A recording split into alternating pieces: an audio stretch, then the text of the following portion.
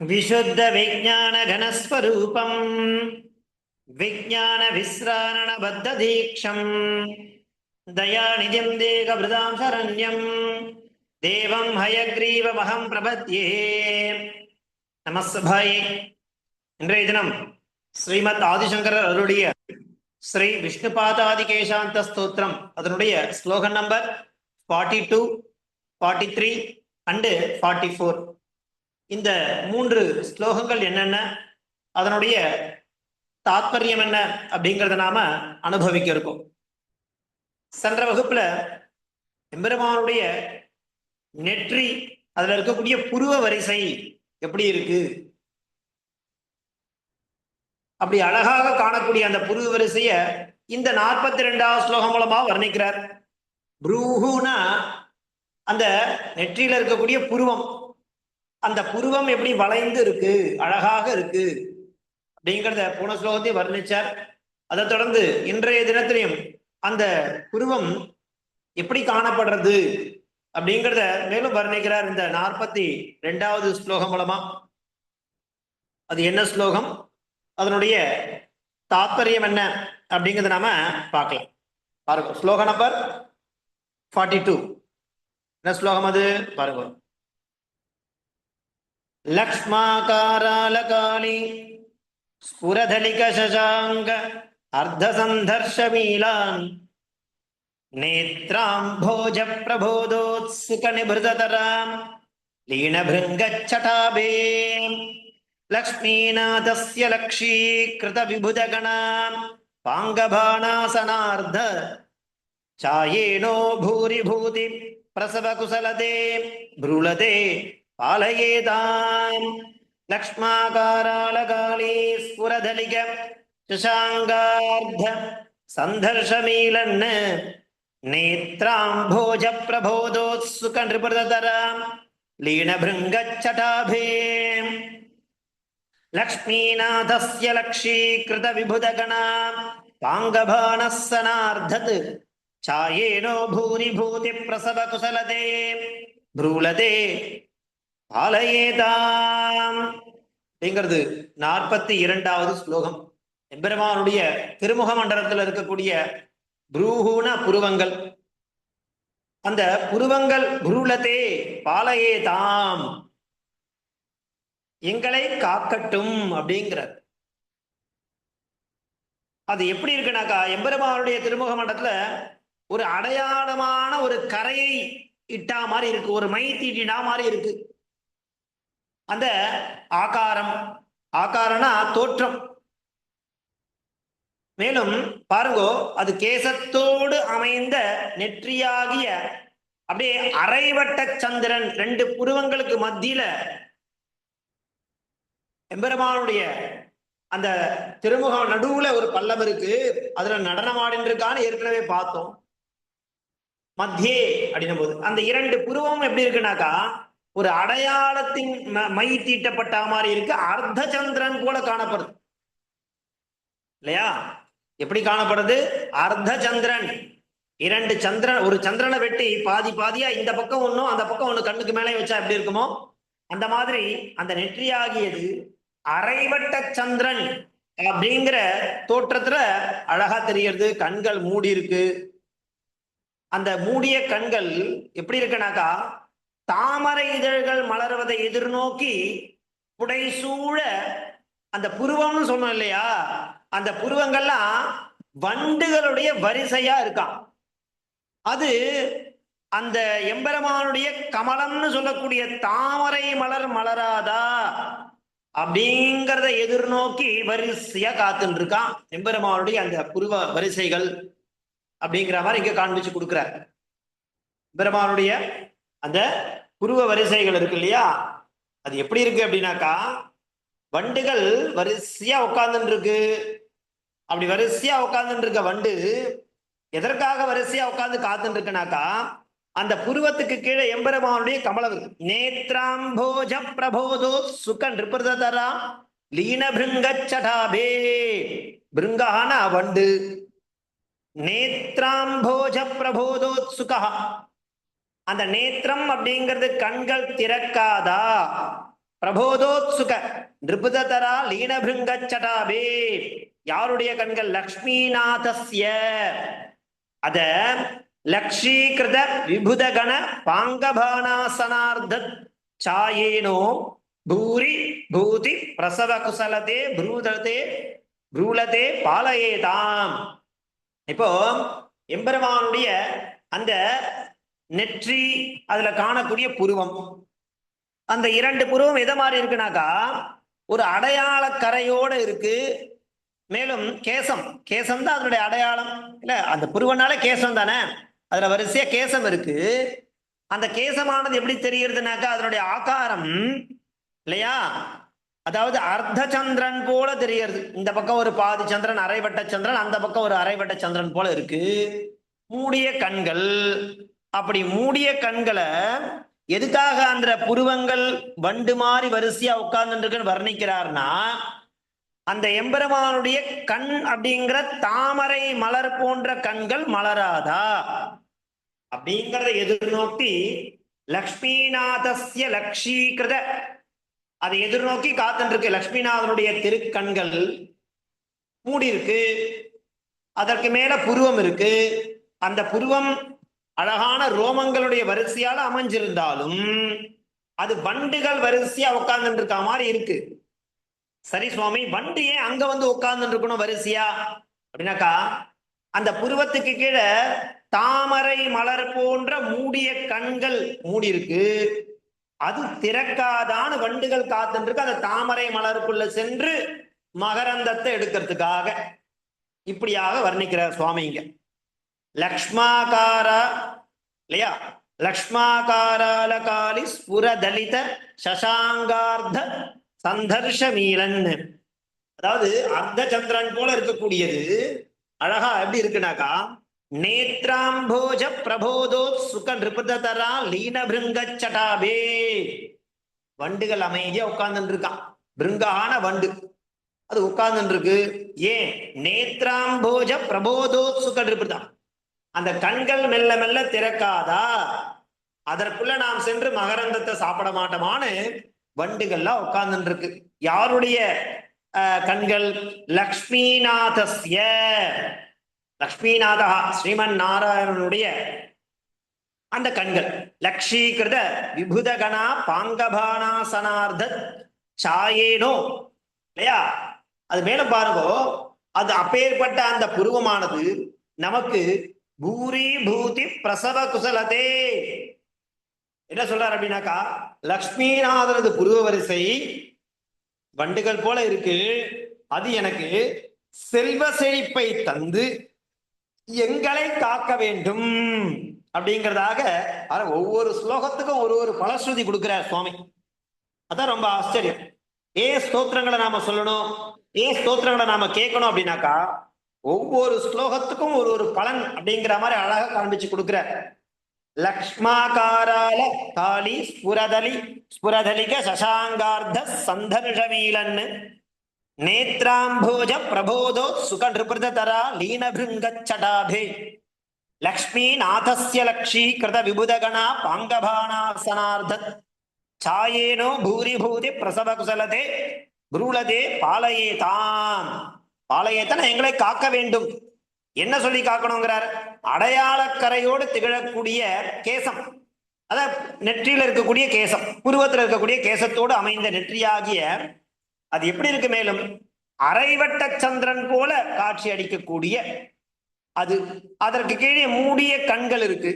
அந்த மூடிய கண்கள் தாமரை இதழ்கள் மலர்வதை எதிர்நோக்கி அப்படியே வண்டுகள்லாம் புடைசூழ காத்துன்னு இருக்கு.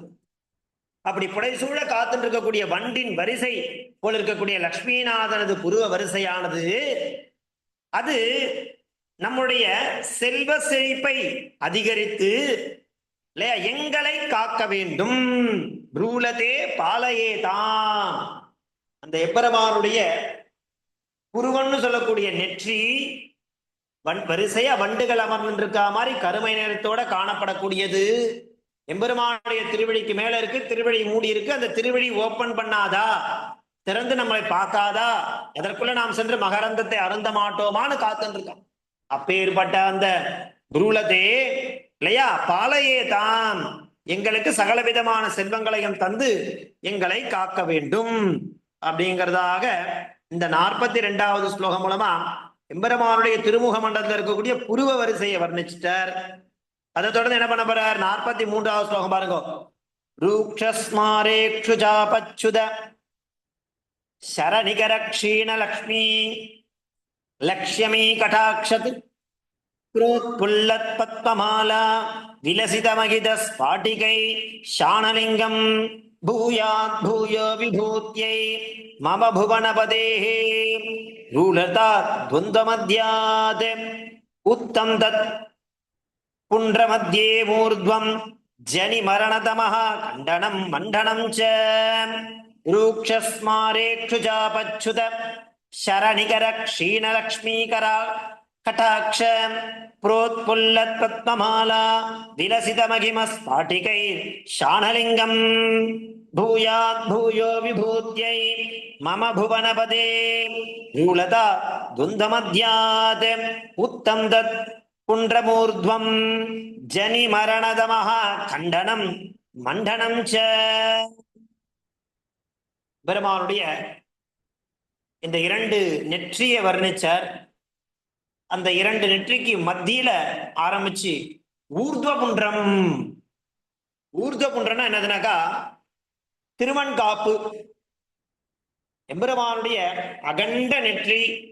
அதை அடுத்து லலாட்டேன்னு வர்ணிக்க போற. நெக்ஸ்ட் புருவங்களை கீழே புருவங்கள்லேருந்து தொடங்கி ஊர்துவ புன்றம்னு சொல்லக்கூடிய அழகான திருமண் காப்ப பெருமாள் சாத்தின்னு இருக்கார். அதை இந்த 43வது ஸ்லோகமா வர்ணிச்சுட்டு அடுத்து வரக்கூடிய ஸ்லோகத்துல இந்த ஊர்துவ புன்றம் இருக்கக்கூடிய பறந்து விரிந்த நெற்றி லலாட்டம், அந்த லலாட்டத்தை வர்ணிக்க போற 44வது ஸ்லோகம் மூலமா. முதல்ல நம்ம எம்பெருமானுடைய ஊர்துவ புன்றம் எப்படி இருக்கு, அது எந்த மாதிரியான விஷயங்களை பண்ணக்கூடியது. ரூக்ஷஸ்மாரேக்ஷ சக்ஷுனா கண்கள், அக்ஷினாலும் கண்கள், சக்ஷுஹு அப்படின்னாலும் கண்கள் இல்லையா. ரூக்ஷஸ்மாரேக்ஷு சாபச்சுத சரணிகர க்ஷீணலக்ஷ்மி கடாட்ச புரோத்புல்லத்து பத்மமாலா விலசித மகித ஸ்பாட்டிகை ஷாணலிங்கம். ஸ்பட்டிகலிங்கம் போல எம்பெருமானுடைய திருநெற்றியில வெள்ள விளையல்னு திருமண் காப்பு இருக்கான். எதை போல? ஸ்பாட்டிகைஹி ஷாணலிங்கம்.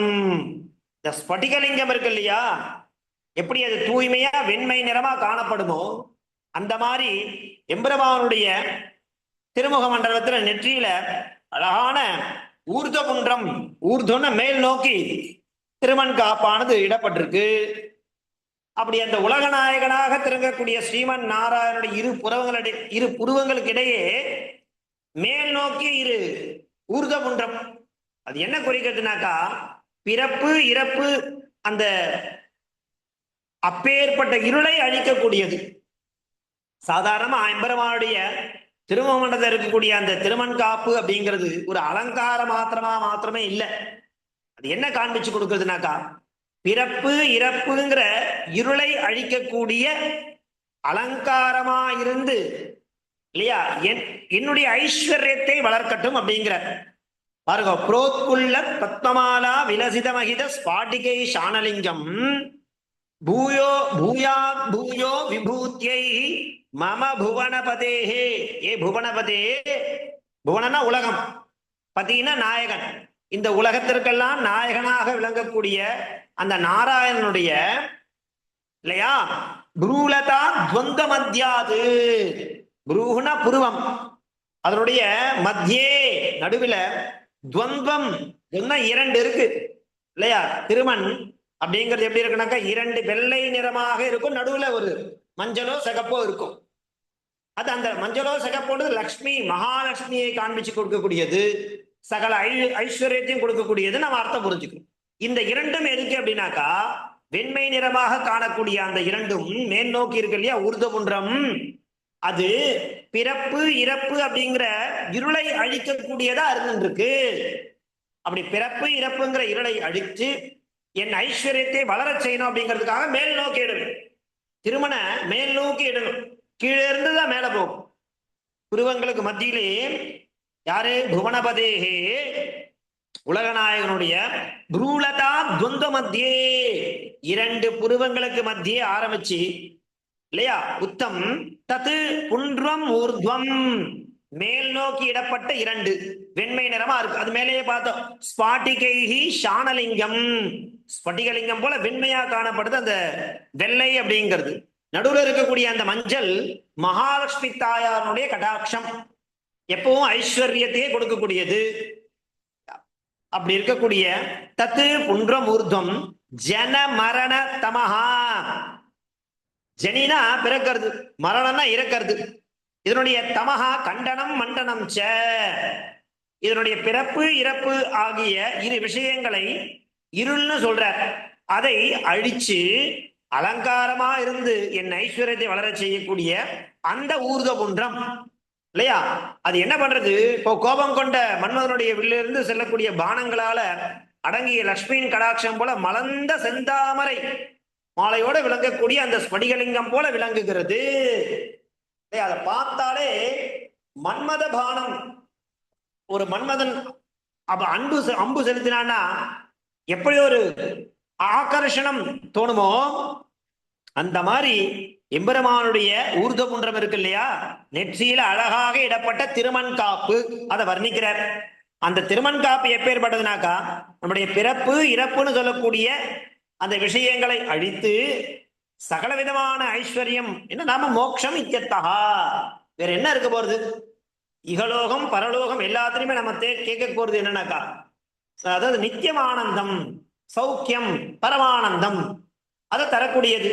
அப்பேற்பட்ட மன்மத பானம் போல எம்பெருமானுடைய திருநெற்றியை பார்த்தாக்கா யாருக்குதான் அந்த ஆகர்ஷணமானது தோன்றாது? அப்பேற்பட்ட அந்த விஷயமானது ஊர்த குன்றமானது நமக்கு என்னுடைய ஐஸ்வர்யத்தை வளர செய்யட்டும் சொல்ற எம்பெருமான் இல்லையா. உலகநாயனான நாராயணனுடைய இரு புருவங்களிடையே மேல் நோக்கி அந்த இரு குண்டங்கள் பிறப்பு இறப்புன்னு சொல்லக்கூடியதான் ஊர்த குன்றம் அப்படி இருக்கு. அது ஜனி மரண தமஹா கண்டனம் மண்டனம் ச அப்படிங்கிறதாக இந்த 43வது ஸ்லோகமெல்லாம் எம்பெருமானுடைய ஊர்த குன்றம் அப்படின்னாக்கா என்ன? திருமண் காப்பு. அது எப்படி இருக்கு? மன்மத பானம் போல அனைவரையும் கவர்ந்து இழுக்கக்கூடியதா இருக்கு, பிறப்பு இறப்புன்ற விஷயங்களை போக்கக்கூடியதா இருக்கு, சகல விதமான ஐஸ்வர்யங்களையும் தரக்கூடியதா இருக்கக்கூடிய அந்த ஊர்த குன்றம் நமக்கு எல்லா விதமான நன்மைகளையும் வளர செய்யட்டும் அப்படிங்கிறதாக சொல்றார்.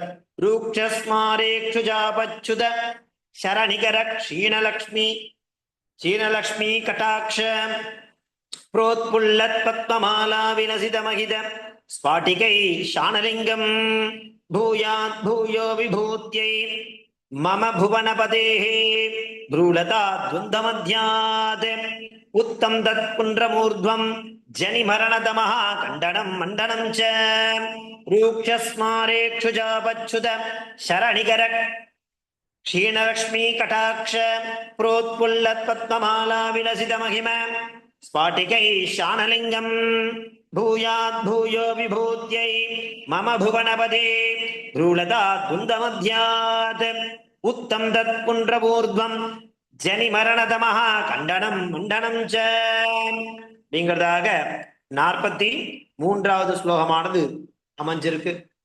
அதை தொடர்ந்து நாம பார்க்க போறது ஸ்லோகம் நம்பர் 44. அது என்ன ஸ்லோகம் அப்படிங்கிறத பார்க்கலாம். பாருங்க, ஸ்லோகம் நம்பர் 44. பீடி பூதாலகாந்தம் கிருதமகுடமஹ தேவலிங்க பிரதிஷ்டே லலாட்டே நாட்டியரங்கே விகடதரதடே கைடபாரே ஸ்சிராய புரோத்தாட்யைவாத்ம தப்ததீம் தந்திரி பிரகடபடகுடீம் பிரஸ்புரந்தீம் ஸ்புடாங்கம் பட்வீயம் பாவனாத்யாம் சட்டுலமதி நடி நாட்டிகாம் நாடயேன்னஹ பீடி பூதாலகாந்தம் கிருதமகுடமஹ தேவலிங்க பிரதிஷ்டே லலாட்டே நாட்டியரங்கே விகடதரதடே கைடபாரே ஸ்சிராய புரோத்தாட்யைவாத்ம தந்திரி பிரகடபடகுடீம் பிரஸ்புரந்தீம் ஸ்புடாங்கம் பட்வீயம் பாவனாக்கியாம் சட்டுலமதி நடி நாட்டிகாம் நாட்டயேன்னஹ. பெருமானுடைய நெற்றி அழகா பறந்து விரிந்திருக்கு. லலாட்டம் நெற்றின்னு பேர். அது எப்படி இருக்கு? நாட்டியரங்கே, நடனமாடக்கூடிய அரங்கம், அத போல பறந்து விரிந்த விசாலமான நெற்றி. விகட தரதடே கைட்டபாரே சிராயே சிராய, அதாவது மது கைட்டபன்னு சொல்லக்கூடிய அரக்கர்களை வதைத்தார், வதம் பண்ணார். அப்பேற்பட்ட மகாவிஷ்ணுனுடைய அந்த அகண்ட பீடமாக இருக்கக்கூடிய கிரீடம், அந்த கிரீடத்துக்கு கீழே அழகான நெற்றி. அது மகாதேவலிங்க பிரதிஷ்டை கொண்ட நெற்றி. மகாதேவலிங்க பிரதிஷ்டை பண்ணா எப்படி இருக்குமோ அந்த மாதிரி இல்லையா? கிருத மகுட மகாதேவலிங்க பிரதிஷ்டை பீட்டி பூதால காந்தம்.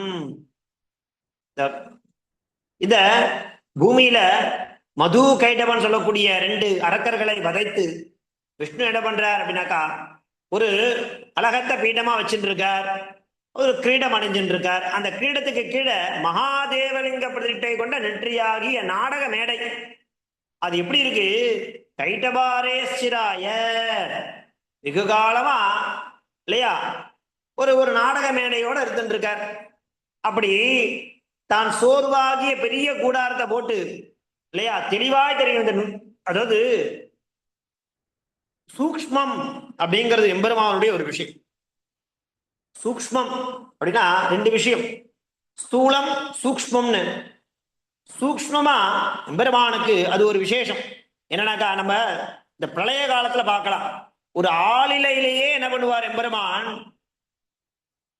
தன்னுடைய முழு சரீரத்தை இந்த பிரபஞ்சம் முழுக்க தன்னுள்ள அடக்கிண்டு அந்த ஆளிலைக்கு மேல படுத்துருவார். அப்பேற்பட்ட சூக்ஷ்ம சரீரம் அவருக்கு உண்டு. அப்படிப்பட்ட எம்பெருமானுடைய நெற்றியும் அந்த மாதிரிதான். அதுல பலவிதமான விஷயங்கள், மது கைடவால வதம் பண்ணது, இன்னும் நிறைய விஷயங்கள் அவர் பண்ணியிருக்கார் இல்லையா? அது எல்லாம் அங்க நன்னா பிரஸ்புடமாயிருக்கு இல்லையா? புரோத்காட்யைவாத்ம தந்திரி பிரகட படகுட்டீம் பிரஸ்புரந்தீம் ஸ்புடாங்கம். இப்போ எம்பெருமானுடைய நெற்றி ஒரு அழகான நாடக மேடை, அப்படி பறந்து விருந்திருக்கு. அப்படி இருக்கக்கூடியதுல பல விஷயங்களை எம்பெருமான் அதுல காண்பிச்சுருக்கார் எல்லாருக்கும். அப்படி இருக்கக்கூடிய பட்வீயம் பாவனாக்கியாம் சடுல மதிநடி நாட்டிகாம் நாட்டையேன்னா, அதை மாத்திரமா பண்ணிட்டு இருக்கார். நாமெல்லாமும் எம்பெருமானுடைய அந்த நாடக மேடையில நாம நடிச்சுட்டு இருக்கோம். இது எல்லாமே அவருடைய நெற்றிங்கிற விஷயத்துல நடந்துட்டு இருக்கு அப்படிங்கிற மாதிரி சொல்ற. எல்லாம் அவருடைய நெற்றியிலே அடக்கம். பெருமானுடைய நெற்றி பறந்து விரிந்திருக்கு. அதுல பல விஷயங்களை காண்பிக்கிறார். அதுல இந்த பிரபஞ்சம், இந்த பிரபஞ்சத்துல கூட நாமெல்லாம் இல்லையா? நாமெல்லாம் யாரு? இந்த நாடக மேடையில நடிக்க வந்த நடிகர்கள் தானே. அப்படி பகவானை என்ன பண்றாருனாக்கா, நம்மளையும் ஒரு நடிகனாக ஆக்கி பலவிதமான பாவனை அப்படிங்கிற நாடகத்தை எம்பெருமான் அங்க அரங்கேற்றின் இருக்கார்.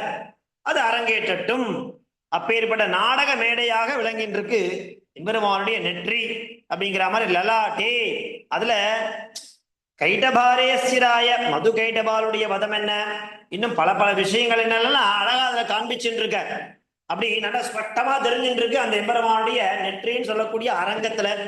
அப்பேற்பட்ட நாடக மேடையில எம்பெருமான் பலவிதமான பாவனைகளை புரிஞ்சுட்டு இருக்கார், பலவிதமான விஷயங்களை காண்பிச்சுட்டு இருக்கார். அதாவது சூக்ஷ்மமா எம்பெருமானுடைய அந்த விஷயங்களெல்லாம் அழகா வர்ணிக்கிறார். நெற்றின்னு ஒரே விஷயமா கடந்து போயிடாம அந்த நெற்றிங்கிற பிரதேசத்திலேயே பலவிதமான 33 தேவர்கள், அண்ட பிரபஞ்சம், கிட்டத்தட்ட விஸ்வரூபம்னா என்னென்ன இருக்குமோ அதெல்லாம் எம்பெருமானுடைய சரீரத்துல கொண்டு வந்து காண்பிக்கிறார். இதன் மூலமா பீடி பூதாலகாந்தம் கிருத மகுட மகா தேவலிங்க பிரதிஷ்டே லலாட்டே நாட்டியரங்கே விகட தரதடே கைடபாரே ஸ்திராய புரோத்தாட்யை ஆத்மதந்திரி பிரகட படகுட்டி பிரஸ்புரந்தீம் ஸ்புடாங்கம் பட்வீயம் பாவனாக்கியாம். அந்த பாவனைன்னு சொல்லக்கூடிய எல்லா விதமான நாடகத்தையும் அவர் நடிக்கட்டும். நாட்டிகாம் நாடகை, அதெல்லாம் எதுக்காக? இல்ல நமக்காகத்தான் இல்லையா? நம்மள நல்ல கதி கொண்டு போனோம், நம்ம நல்ல நிலைக்கு கொண்டு போகணும் அப்படிங்கிறதுக்காக எம்பெருமான் இந்த பிரபஞ்சத்துல பண்ணக்கூடிய நாடகங்கள் ஒன்றா ரெண்டானா நிறைய. அப்பேற்பட்ட விஷயங்கள்லாம் எம்பெருமானுடைய நெற்றி அப்படிங்கிற ஒரு விஷயத்துல நம்ம பார்த்தா அது ஒரு பெரிய நாடக மேடை மாதிரி இருக்கு, அப்பேற்பட்ட அரங்க மாதிரி இருக்கு. அதுல பல விஷயங்களும் என்னால காண முடியறது சூக்ஷ்மமா. அப்படிங்கிற விஷயத்த எம்பெருமானுடைய கிட்டத்தட்ட விஸ்வரூபமே எடுத்தா எந்த மாதிரி இருக்குமோ அந்த மாதிரியான நிலைப்பாட்டுல பாதாதி கேசம் இல்லையா, அதுக்குதான் இந்த ஸ்தோத்திரத்துக்கு விஷ்ணு பாதாதி கேசாந்த ஸ்தோத்திரன்ற வர்ணனையை கொடுத்திருக்காரு எம்பெருமான் ஆதிசங்கரன். அப்படி இந்த கிரமத்துல இந்த ஸ்லோகம் மூலமா அவருடைய நெற்றிங்கிறது ஒரு நாடக மேடை, அதுல பல விஷய நாடகங்களை எம்பெருமான் பாவனையோட காண்பிச்சுருக்கார் இல்லையா. அப்படி அப்பேற்பட்டவர் அவர் நம்மையும் அந்த மேடையில சௌக்கியமா வச்சுக்கட்டும் அப்படிங்கிறதாக எம்பெருமானுடைய இடத்துல பிரார்த்தனை பண்ணிட்டு இந்த 44வது ஸ்லோகத்தை லலாட்டே நாட்டியரங்கே விகட தரதட்டே கைடபாரே ஸ்திராய அப்படிங்கிற இந்த ஸ்லோகம் மூலமா அழகா நம்மளுக்கு காண்பிச்சு கொடுக்கிறார். நாம இன்றைய தினம் ஸ்ரீ விஷ்ணு பாதாதிகேசாந்தம் அப்படிங்கிற ஸ்தோத்திரத்தினுடைய வர்ணனையில கிரமமா நாம பார்த்துட்டே வந்துட்டு இருக்கோம். அந்த ரீதியில இன்றைய தினம் ஸ்லோகம் நம்பர் 42, 43 மற்றும் 44 சொல்லக்கூடிய இந்த ஸ்லோகங்கள்ல எம்பெருமானுடைய புரூஹுன்னா அந்த நெற்றி அர்த்தச்சந்திரன் போல இருக்கு. அந்த அர்த்தச்சந்திரனை தொடங்கி ஊர்தமுன்றன்னு சொல்லக்கூடிய திருமண் காப்பு, அதை தொடர்ந்து அந்த திருமண் காப்பு அமைந்திருக்கக்கூடிய பிரதேசத்துல திருமண் காப்பு மாத்திரம் தெரியறதானா இல்ல, பலவிதமான நாடகங்கள்ல சிராய மது கைட்டபாத ஆரம்பிய ஏதாவத் கால பர்யந்தம் அநேக விதமான பாவனைகளை எம்பெருமானுடைய நெற்றி அப்படிங்கிற விஷயம் நம்மளால காண முடிகிறது. அப்படிங்கிறது பர்யந்தம் நமக்கு அழகா காண்பிச்சு கொடுத்திருக்கார். இன்னும் மீதமுள்ள ஸ்லோகம் என்னென்ன அப்படிங்கிறத நாம இனி வரக்கூடிய நாட்கள்ல ஒவ்வொன்றா பார்த்து நம்ம முடிக்கலாம். இன்றைய தினத்திற்கான அவகாசம் எடுத்து தாசன் தன்யவாதாக.